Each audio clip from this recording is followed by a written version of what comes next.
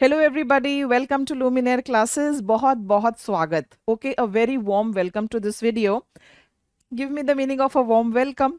देखा कैसे हमने शुरू किया। चलो शुरू करते हैं।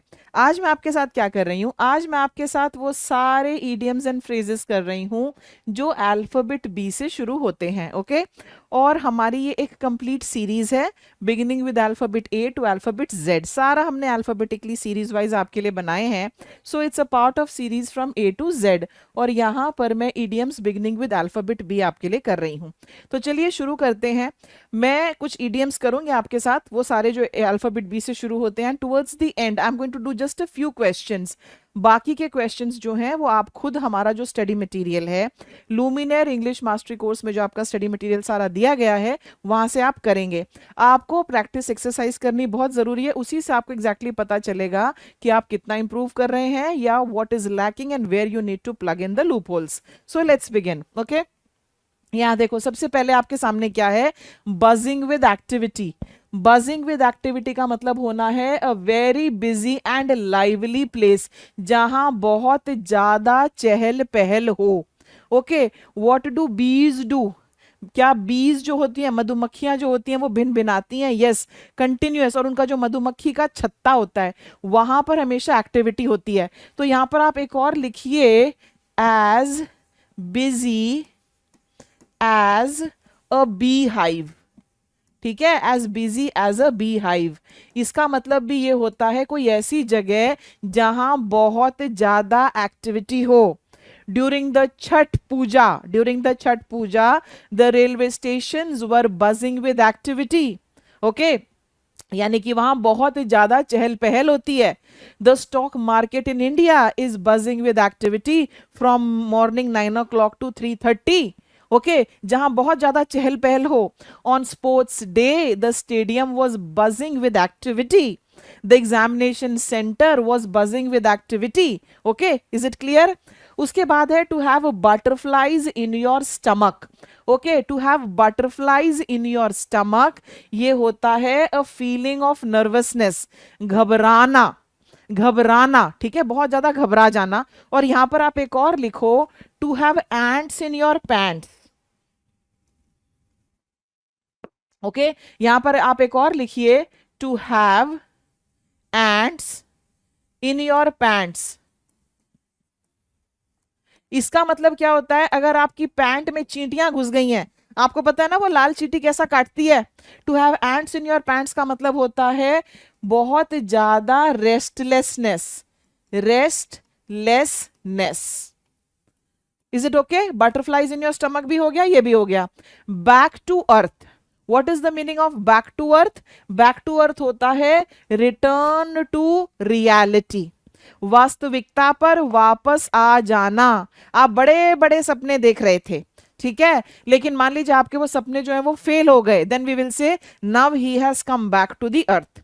और अगर आप एक काल्पनिक दुनिया में देखो, एक तो होता है रियलिस्टिक दुनिया। रियलिस्टिक दुनिया क्या है आपकी? Back to the earth. Okay, और जो काल्पनिक दुनिया है वो क्या होती है? वो होती है हेड इन द स्काईज। अगर किसी के बारे में ये कहा जा रहा है his head is in the skies, head is in the skies, उसका जो सर है ना वो आसमान में है, इसका मतलब है वो एक इमेजिनरी दुनिया में जी रहा है, या फिर he has become very very arrogant, इसका ये मतलब है। Is it clear? ओके, अब आगे देखो, बैक टू स्क्वायर वन। देखो साथ साथ में जो रिलेटेड हैं या ऑपोजिट मीनिंग के हैं वो सारे आपको बताती जाती हूँ, कुछ भी छूटेगा नहीं।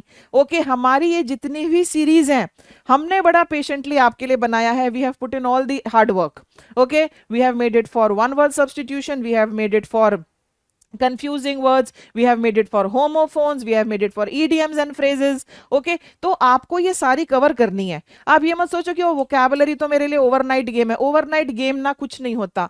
हार्ड वर्क एक ऐसी चीज है, उसका कोई सब्सटीट्यूट नहीं है। If we have worked hard and put in all this together for you, then now it is your turn. आपकी अब बारी है मेहनत करने की, ठीक है।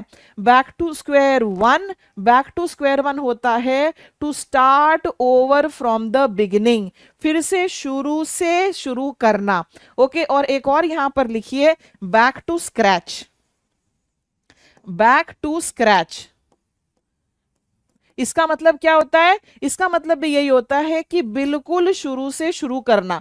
ऐसा होता है आप जितने भी मैं ना बहुत सारे उस तरह के प्रोग्राम्स देखती हूँ यूट्यूब वगैरह पर, उस तरह के वीडियोस देखती हूँ जहां पर किसी पर्सन ने कोई बिजनेस एस्टैब्लिश किया, और आप देखना बहुत छोटी जगहों से, या फिर बहुत सारे ऐसे लोग जो जिनके पास इतनी बड़ी बड़ी डिग्रियां नहीं थी, वो बहुत अच्छे बिजनेसेस एस्टैब्लिश करते हैं, बहुत नोवेल आइडियाज के साथ वो सामने आते हैं, और वो कहेंगे कि अरे मैंने शुरू किया फिर ये फेल हो गया, मैं फिर से खड़ा हो गया। उनमें बहुत ग्रिट होगी, बहुत डिटर्मिनेशन होगी।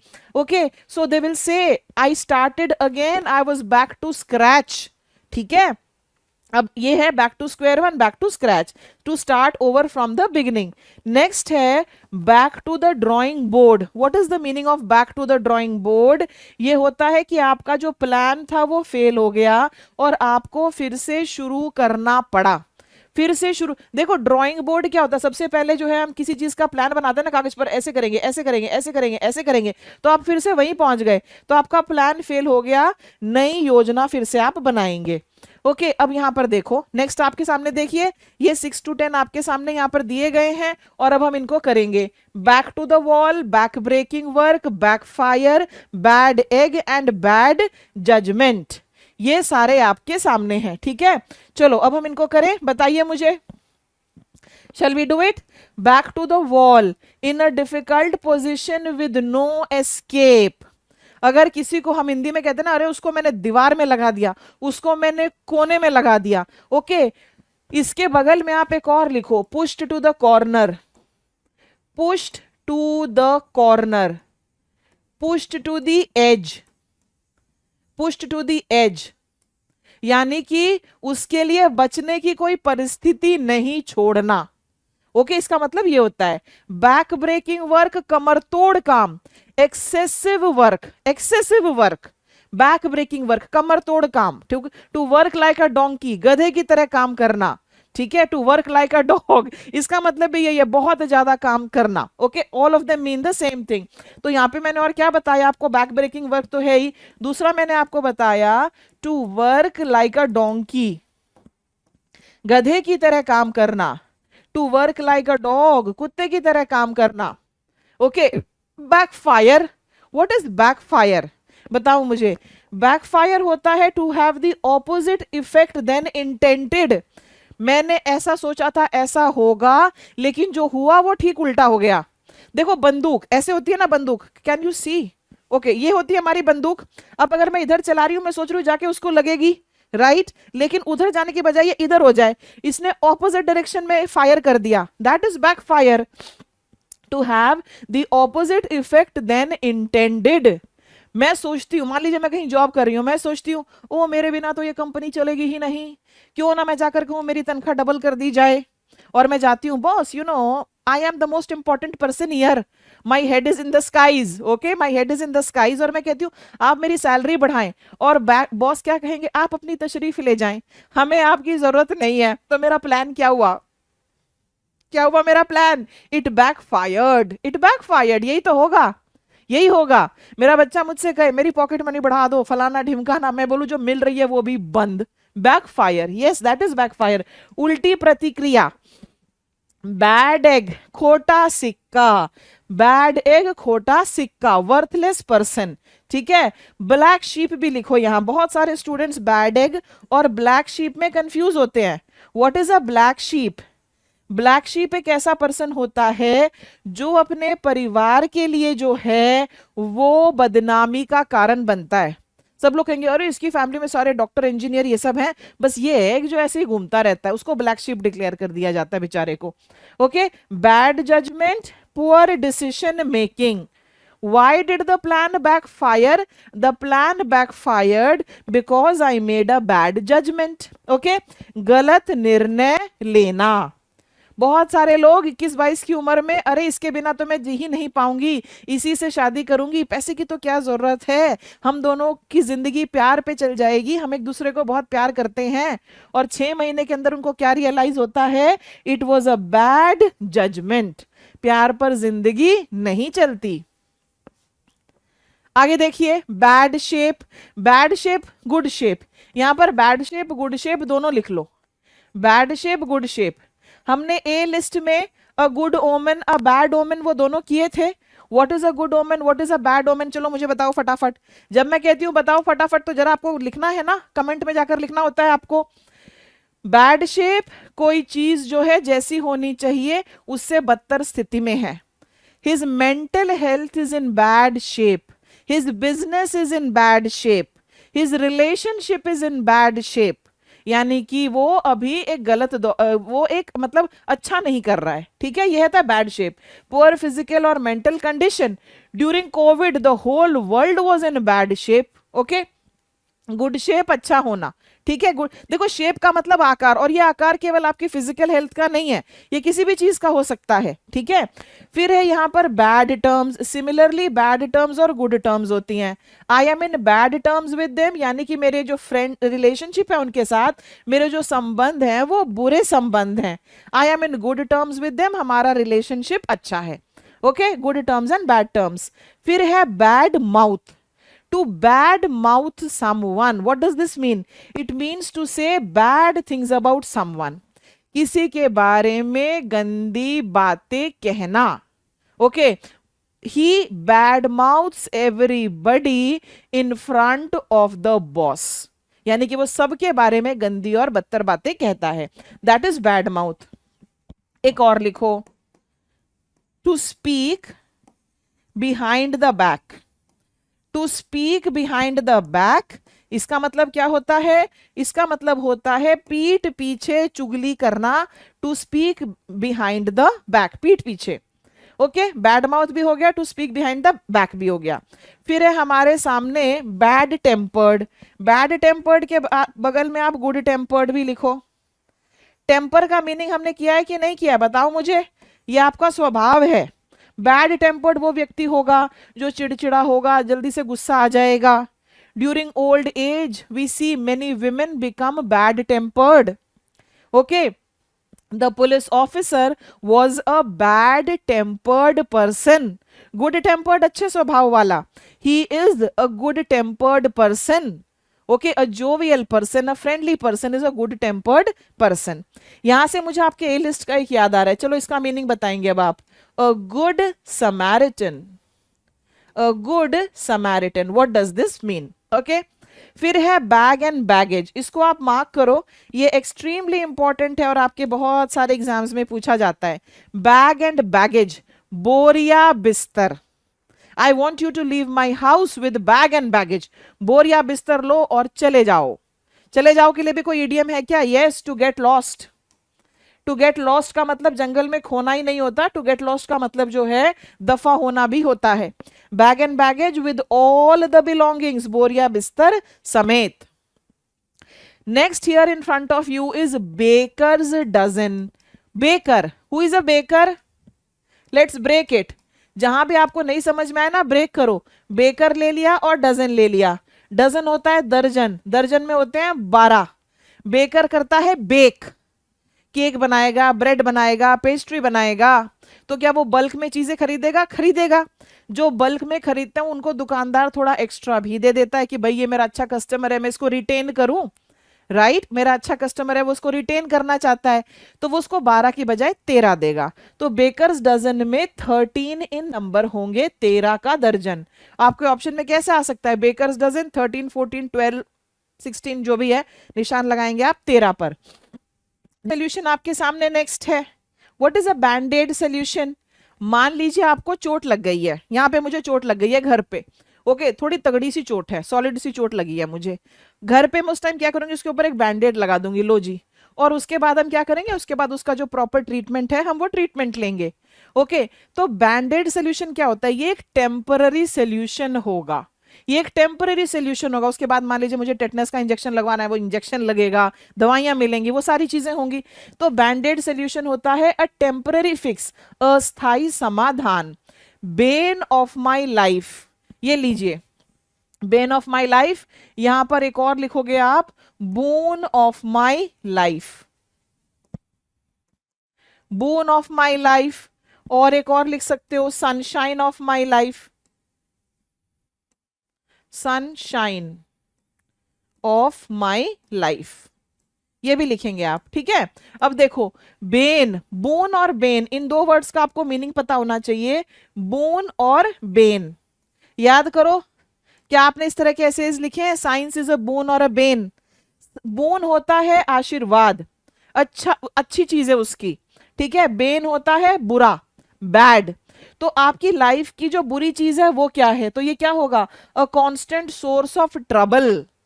Okay, financial issues are the bane of my life. मान लीजिए आपके घर में कोई बहुत लड़ाकू स्वभाव का व्यक्ति है, तो हम उस व्यक्ति का नाम लेकर कहेंगे he is the bane of my life. मेरा जो बॉस है मुझसे बहुत झगड़ा करता है, he is the bane of my life. और बून होता है आपकी लाइफ की जो अच्छी चीजें हैं। ओके, यहाँ पर कुछ भी हो सकता है, लाइफ की जगह कुछ और भी हो सकता है, ऑफ माई फैमिली या वट एवर, ये अच्छी चीजें हैं। My children are the boon of my life, my work is the boon of my life. Same होता है sunshine of life, my parents are the sunshine of my life, यानी कि वो मेरे जीवन को और अच्छा बनाते हैं, ठीक है। आगे, बैंक ऑन, बैंक ऑन होता है किसी पर डिपेंड करना। I bank on my sister for advice, I bank on my children for emotional support, I am banking on you to help me out of this crisis, यानी कि इस crisis से आप मुझे बाहर निकालेंगे, दैट इज बैंक ऑन। फिर है to be in the good books of, to be in the good books of का मतलब to be in the bad books of, I am sorry, यहां पर आप गुड बुक्स भी लिख लो, सारे का सारा सेम होगा, बस बैड की जगह अगर गुड आ जाए तो। अगर आप किसी की बैड बुक्स में हैं तो वो आपको डिसलाइक करता है, disliked by someone, you are being disliked by someone. और अगर आप किसी की गुड बुक्स में हैं तो you are liked by him. मैं आपसे पूछती हूं, आपको ये प्रमोशन कैसे मिला? आप अगर मेरे साथ फ्री एंड फ्रैंक हैं तो आप कहेंगे ma'am actually I was in the good books of the boss, boss मेरे बारे में अच्छा सोचते थे तो मुझे ये प्रमोशन मिल गया। समझ में आया? To be in the good books of someone and to be in the bad books of someone. Beat the air, beat the air, what is this? What is beat the air? Air, हवा, क्या इसको पीटा जा सकता है? No, नहीं पीटा जा सकता। यूजलेस एफर्ट करना, टू मेक यूजलेस एफर्ट्स, ठीक है। आगे देखिए, यहां पर है bee in one's bonnet, bee in one's bonnet होता है किसी अनइंपॉर्टेंट इशू के बारे में बोलते रहना। मधुमक्खी किस लिए जानी जाती है? बी किस लिए जानी जाती है? मधुमक्खी जानी जाती है बहुत बिजी होने के लिए। ओके, तो इसके लिए एक है as busy as a bee, as busy as a bee. और दूसरा मधुमक्खी जानी जाती है भिन भिन आने के लिए। आप उसको हमेशा भिन भिन भिन भिन करते हुए सुनोगे, तो एक ही चीज को रेपिटेटिवली कहते रहना, कोई सुन रहा है कि नहीं सुन रहा उसका हमें कोई लेना देना नहीं है। That is to a bee in one's bonnet. Okay, अपने ही धुन में रहना। To be born with a silver spoon, ये पूरी ईडियम इस तरह से है, to be born with a silver spoon in the mouth, मुंह में चांदी की चम्मच लेकर पैदा होना, यानी कि you are born in a very rich family. आपके चारों तरफ संसाधन भी हैं, पैसे भी हैं, रिसोर्सेज भी हैं। ओके, धनी परिवार में पैदा होना, धनी परिवार में पैदा होना, fine. To be in the driving seat, ठीक है, to be born with a silver spoon भी हो गया, to be in the driving seat, very very important. गाड़ी में सबसे इंपॉर्टेंट पर्सन कौन होता है मुझे बताओ? गाड़ी में सबसे इंपॉर्टेंट पर्सन होता है जो ड्राइव कर रहा है, सारी गाड़ी उसके कंट्रोल में। जितने लोग गाड़ी में बैठे हैं वो सबकी जो लाइफ है उसके कंट्रोल में।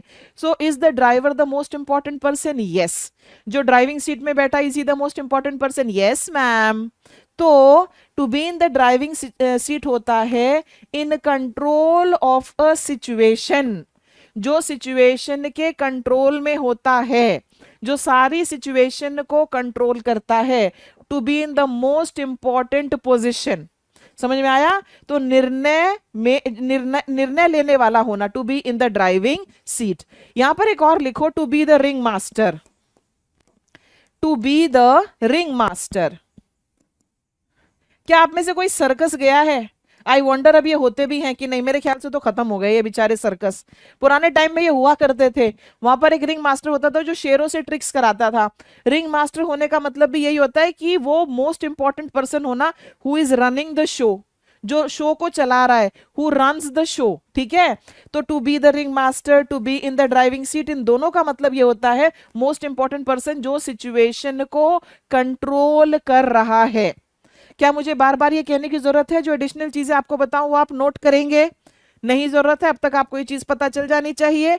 लुमिनेयर का स्टडी मटेरियल आपके पास हो, इंग्लिश का जो हमारा लुमिनेयर मास्टरी कोर्स है आप उसको ज्वाइन कीजिए, ये सारी चीजें उसमें हैं। क्योंकि प्रैक्टिस एक्सरसाइज की मैं मुश्किल से 2-3 क्वेश्चन ही यहां कराऊंगी, बाकी सारे आप खुद करेंगे। Oh sorry, did I leave out something? Oh yes, beat about the bush, to beat about the bush, ये है आपके सामने। बताओ, to beat about the bush में I erase this, I need some space, I hope you have noted it down. Okay, बताओ यहां पर to beat about the bush, what is a bush? Tell me what is a bush, BUSH, bush क्या होता है? ये Bush, Bush होती है झाड़ी, ठीक है, ये हमारी झाड़ी है, मान लो ये झाड़ी है, और मुझे बोलो ma'am your drawing is good, I know it's not good, I know it's not good. ये झाड़ी है, ठीक है, झाड़ी के अंदर यहाँ पे सांप है, ये रहा सांप।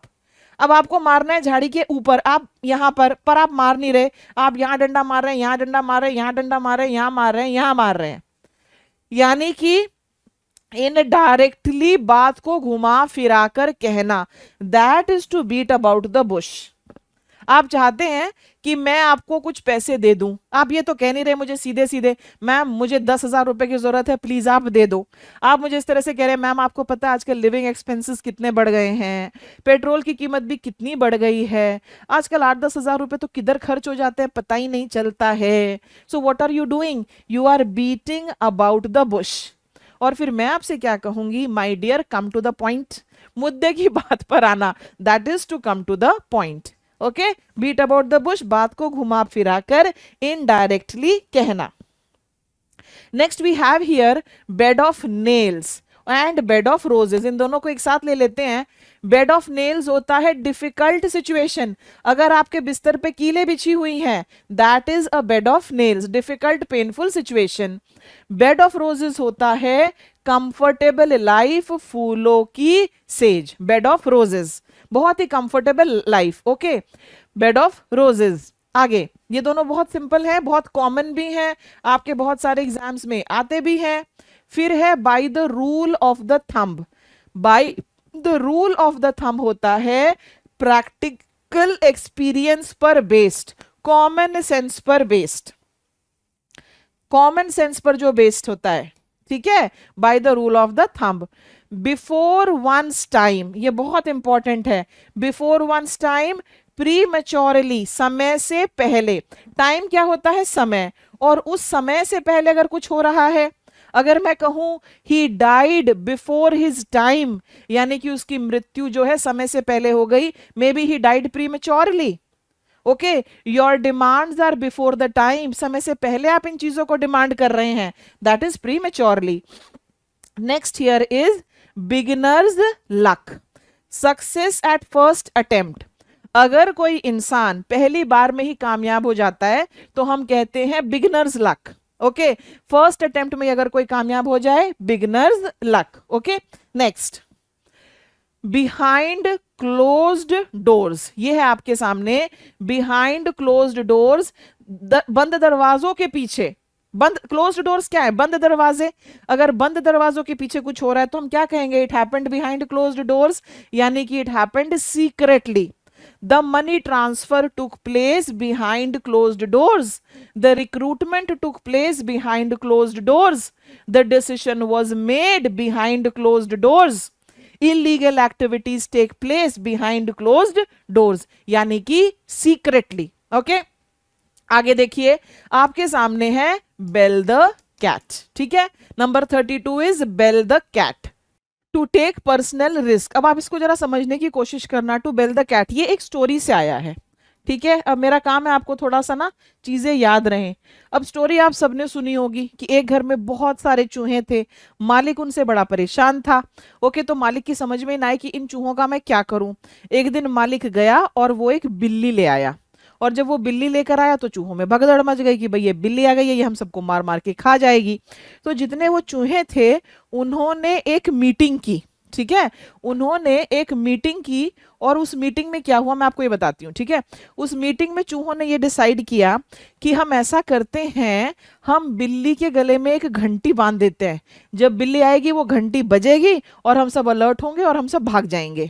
तो सब लोगों ने कहा वाह वाह वाह वाह वाह, तुम तो बड़े बुद्धिमान निकले, you are the genius among us. Okay, लेकिन फिर एक बुजुर्ग चूहा था, बूढ़ा चूहा था, उसने कहा आइडिया बहुत अच्छा है, आइडिया में दम है, द आइडिया हैज पोटेंशियल, लेकिन ये तो बताओ कि बिल्ली के गले में घंटी बांधेगा कौन? आइडिया तो अच्छा है, इसको एग्जीक्यूट कौन करेगा? तो वहां से ये कहावत आई, to bell the cat. To bell the cat का मतलब होता है पर्सनल रिस्क लेना, जोखिम उठाना। ओके, और इसका एक और मतलब भी होता है कि किसी बड़ी प्रॉब्लम को जो है काबू कर लेना, इसका ये मतलब भी होता है टू बेल द कैट। समझ में आ गया? इस स्टोरी से आया है ये। ओके, देखो बचपन में जितनी ये स्टोरीज हमें सुनाई गई है ना, चाहे वो हो भेड़िया आया वाली, ठीक है, हमने जो ए लिस्ट में की अ क्राई वुल्फ, ये टू बेल द कैट, बहुत सारे ये जो स्टोरीज है ना, फिर इनसे इडियम्स आए हैं। तो आपको कहानी में बता देती हूँ ताकि आपको चीजें याद रहें। Below the belt, below the belt, boxing वगैरह में क्या ये रूल होता है कि आपकी जो बेल्ट है उसके नीचे अटैक नहीं करना, उसके नीचे मुक्का नहीं मारना? यस, अगर आपने उसके नीचे मुक्का मार दिया तो हम क्या कहते हैं कि ये नाजायज हो गया, you are not suppose to do this. Okay, तो अनफेयर अटैक होता है below the belt, to hit below the belt. Okay, ये हमारा ईडीएम है, बिलो द बेल्ट। फिर है बेंड द रूल्स। ओके, एक तो होता है बेंड द रूल्स और एक हमारा होता है abide by the rules, abide by the rules, ये है आपका, ठीक है। बेंड द रूल्स का मतलब ये होता है, बेंड का मतलब क्या होता है? झुकाना। रूल्स होते हैं कायदे कानून। अगर हम कायदे कानून को झुका रहे हैं, यानी हम क्या कर रहे हैं? हम उनको स्ट्रिक्टली फॉलो नहीं कर रहे हैं। और अगर अबाइड बाय द रूल्स है, सिंपल इसका मतलब है follow the rules, follow the rules, abide by the rules. Between Scylla and Charybdis. Okay, ये आपको दो दिए गए हैं।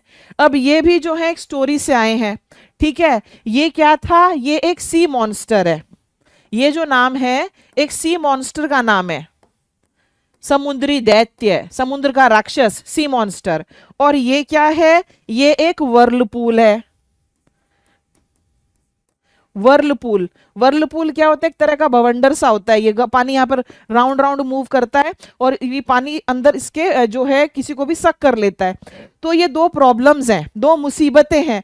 अगर आप इनके बीच में फंस गए तो इसका मतलब क्या हुआ? You are caught between two dangers.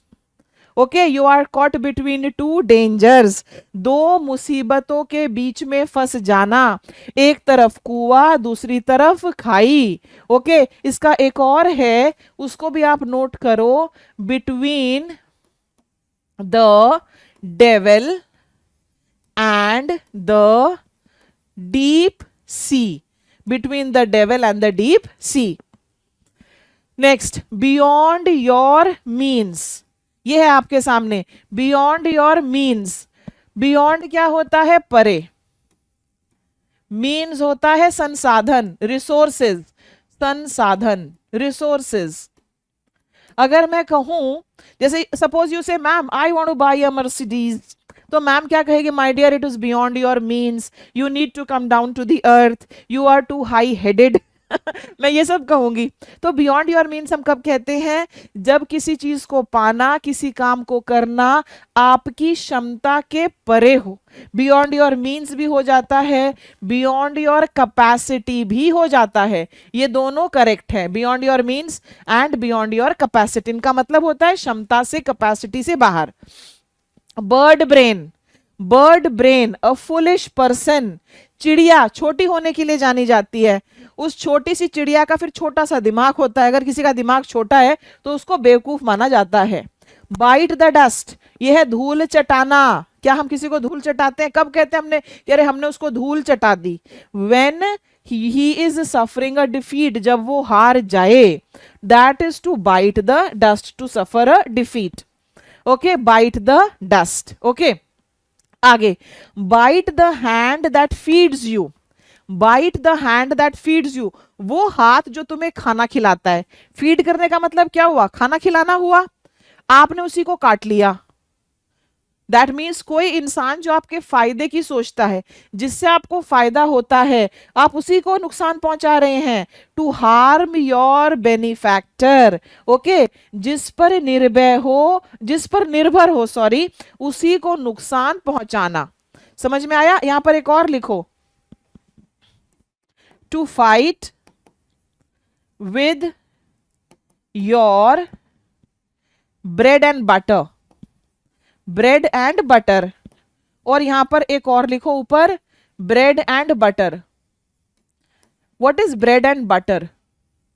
Bread and butter होता है आपकी रोजी रोटी। आपकी रोजी रोटी क्या है? वो जो आप काम करते हैं। Okay, Luminar is my bread and butter. Okay, Alia Bhatt के लिए acting is her bread and butter. Neeraj Chopra के लिए, okay, his sports is his bread and butter. आपकी रोजी, आपका सोर्स ऑफ इनकम क्या है? पैसे कहां से आते हैं? आपके घर में रोटी कहां से आती है? ये बताओ, ब्रेड एंड बटर, ये वो है। अब यहां पर था to fight with your bread and butter का मतलब होता है अपनी रोजी रोटी से अगर हम लड़ लिए तो जो हमारा एम्प्लॉयर है हम उसी से लड़ लिए। समझ में आया? यहां पर स्पेसिफिकली जिसने हमें रोजगार दिया उसकी बात हो रही है।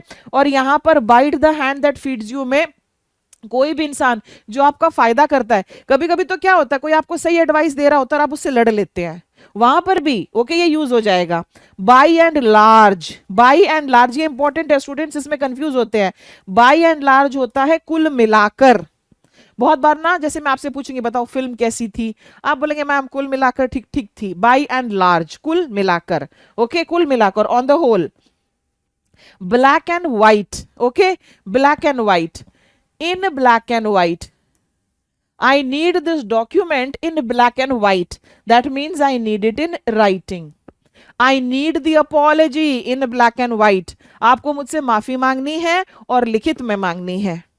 If you want your rights to be protected, you must get it in black and white. आपको वो लिखित में होना चाहिए, लिखित रूप में। Blackout, आंखों के सामने अंधेरा छा गया, तभी तो ब्लैकआउट होता है। ब्लैकआउट, ब्लैकआउट का मतलब होता है टू लूज कॉन्शियसनेस, बेहोश हो जाना, बेहोश हो जाना। क्या ये एक्सीडेंट में होता है? एक्सीडेंट में तो होता ही है, कुछ लोग वहां पर बेहोश हो जाते हैं। 3 people blacked out during the accident, यानी कि 3 लोग बेहोश हो गए। During the march past drill my friend blacked out, he blacked out because he was standing or working in the heat for a long time. बेहोश हो जाना, to become unconscious. Okay, फिर हमारा क्या है यहां पर? Blow a fuse, to get extremely angry. Fuse उड़ गया, ये सुनकर तो मानो मेरा फ्यूज ही उड़ गया। Blow a fuse, okay, blow a fuse इसका मतलब होता है बहुत ज्यादा नाराज हो जाना, बहुत ज्यादा नाराज हो जाना। Blow out of proportion, blow out of proportion का मतलब होता है किसी चीज को बढ़ा चढ़ाकर कहना। आउट ऑफ प्रोपोर्शन, अनुपात से उसको बढ़ा कर देना। प्रोपोर्शन वही तो है ना, यानी कि आप उसको बहुत बढ़ा चढ़ा कर कह रहे हैं। छोटी सी, आप देखना जब कहीं ना लड़ाई होती है, बाद में जब उसका डिस्क्रिप्शन दिया जाता है, आप पिटकर आते हो और आप सुनाते हैं अरे मैंने उसको इतने मारे, बाद में तो वो खुद कह रहा था I will give you the apology in black and white, पर फिर मैंने सोचा चल छोड़, बच्चा समझ के छोड़ दिया। What are you doing? You are blowing it out of proportion. Okay, बात का बतंगड़ बनाना, इशू, ओके, इस तरह से। Blue blood, very important, someone from a noble family, जो किसी राजसी परिवार से हो, that is blue blood. Blue blood, okay. हमारे जो कलर्स हैं उनसे भी बहुत सारे इडियम्स हैं, रेड से, ब्लू से, ग्रीन से, ब्लैक से। देखो हमने देखा तो ब्लैकआउट आपके सामने ही देखा, यहां पर है आपके सामने ब्लू ब्लड। आगे देखो, बोल्ट फ्रॉम द ब्लू, एक और आ गया ब्लू से। यहां पर आप एक और लिख लो, blue stockings. Blue stockings is suppose to be a woman who is very well educated, बहुत ही अच्छी पढ़ी लिखी महिला के लिए यूज होता है ये। Bolt from the blue, very important, कोई भी चीज जो अचानक से सडनली हो जाए, बोल्ट फ्रॉम द ब्लू। समझ में आया? बोल्ट फ्रॉम द ब्लू, कोई चीज जो अचानक हो जाए, आपने बिल्कुल उम्मीद नहीं की थी कि ये होगी।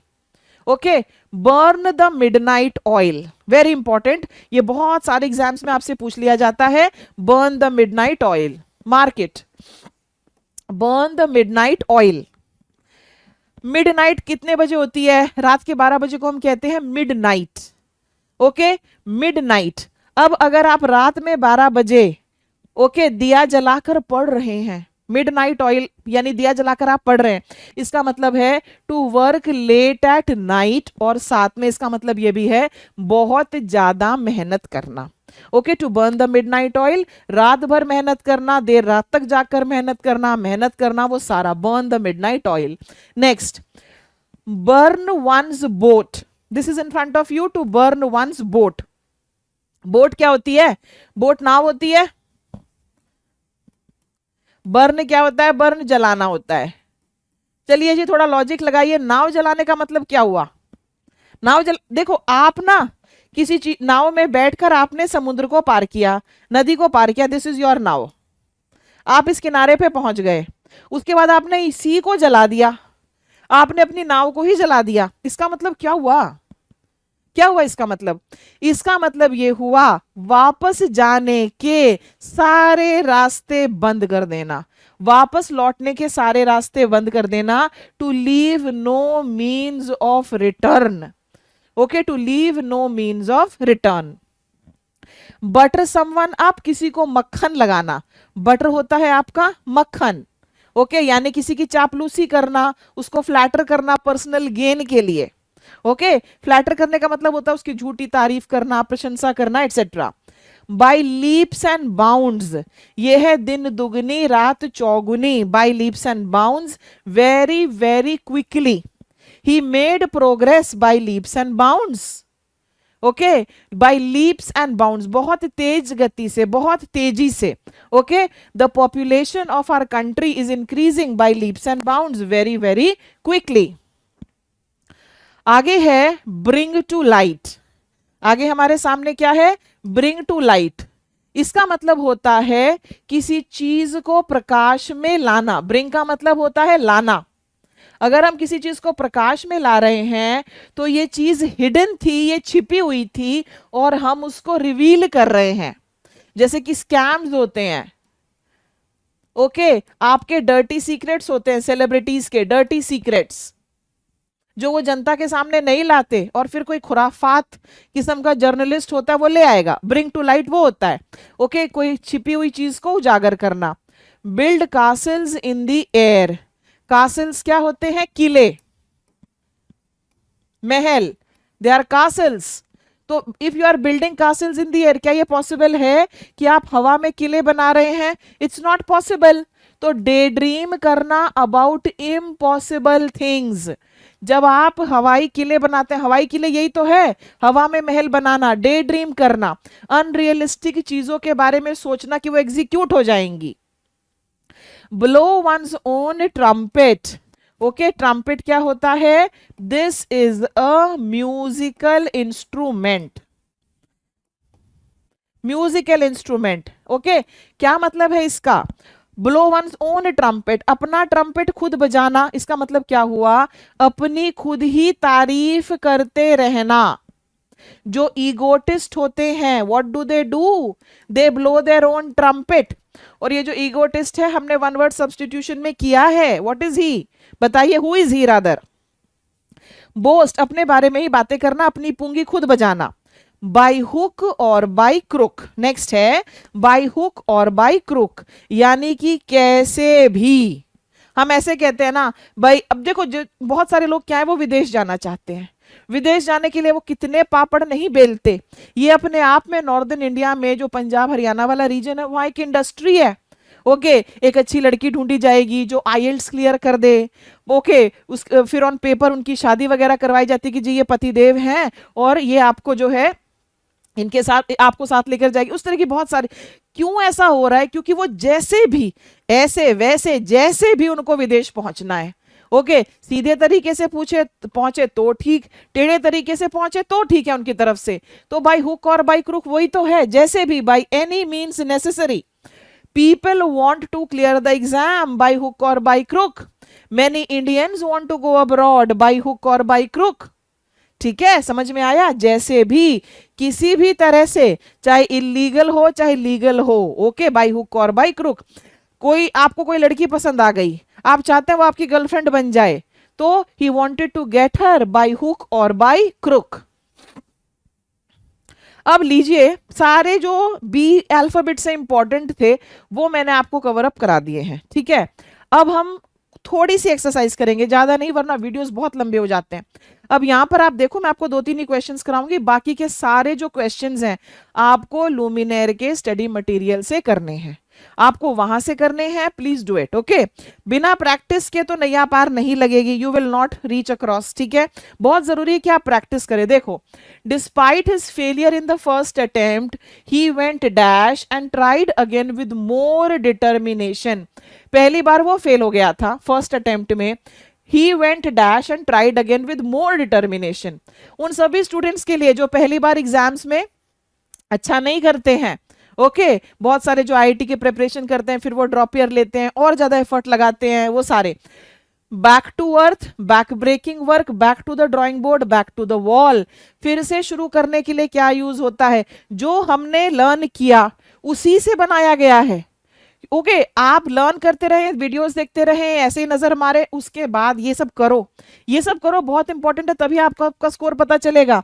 यहां पर होगा back to the drawing board, 1 के लिए मेरा आंसर सी है। He went back to the drawing board मतलब कि उसने फिर से शुरू किया, क्लियरली दिया गया है ना, and tried again, this is giving you the hint. Matching, matching का क्वेश्चन आपके सामने, blow a fuse, blue blood, by the rule of the thumb, bag and baggage, based on practical experience, to get extremely angry with all belongings is someone from a noble family। ये आपके सामने option है, बताइए मुझे।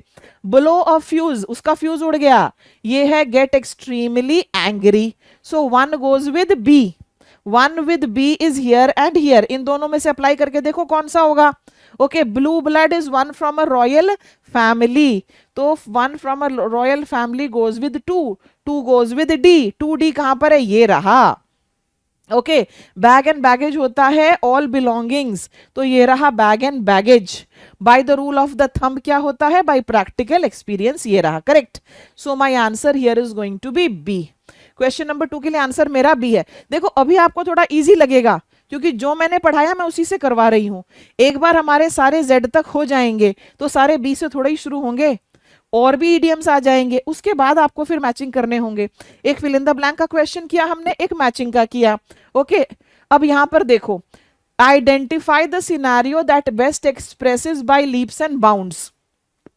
Questions आपके exam में बहुत direct नहीं आते हैं, फिल इन द ब्लैंक्स आ जाते हैं, इस तरह के आ जाते हैं, मैचिंग के आ जाते हैं, आधा ईडियम लिस्ट 1 में, आधा ईडियम लिस्ट बी में, उनका मिलान करो, कौन से सेंटेंस में ईडियम ठीक से यूज हो रहा है, कौन से सेंटेंस में ईडियम ठीक से यूज नहीं हो रहा है, हर तरीके के आते हैं। तो इसीलिए आपको अकॉर्डिंगली राइट प्रैक्टिस करना जरूरी है। देखो, identify the scenario that represent by leaps and bounds, the companies growth remained constant for years, the student improved slightly over time, the startup expanded rapidly within months, the player had no improvement। ये सारे देखो। अब बताओ, इसमें leaps and bounds का मतलब क्या था, बहुत तेजी से तरक्की करना, प्रगति करना, तो यहां पर क्या होगा, आंसर हमारा सी है। 3 is going to be C. This is your answer. This is your answer. Okay. सो मुझे यही केवल 3 क्वेश्चंस कराने थे, बाकी के सारे आप स्टडी मटेरियल से करेंगे, ठीक है। So my dear students, alphabet A to Z हम पूरी सीरीज बना रहे हैं आपके लिए ईडियम्स की। वो कैब में अधिकतर चीजें जो है वो सीरीज में ही हैं, और ये जो मैंने आज आपके साथ कवर किया, अल्फाबेट B से शुरू होने वाले सभी इंपॉर्टेंट ईडियम्स जो आपके एग्जाम पॉइंट ऑफ व्यू से इंपॉर्टेंट है, ठीक है। So that's all in this video. If you like the video then give it a thumbs up, like button पर आप क्लिक कर दीजिए, चैनल को सब्सक्राइब करें, and at the same time do share these, okay. इनको आपके जितने भी ग्रुप्स वगैरह हैं जहां पर आप मिलकर तैयारी कर रहे हैं वहां पर इनको शेयर करें। Thank you so much.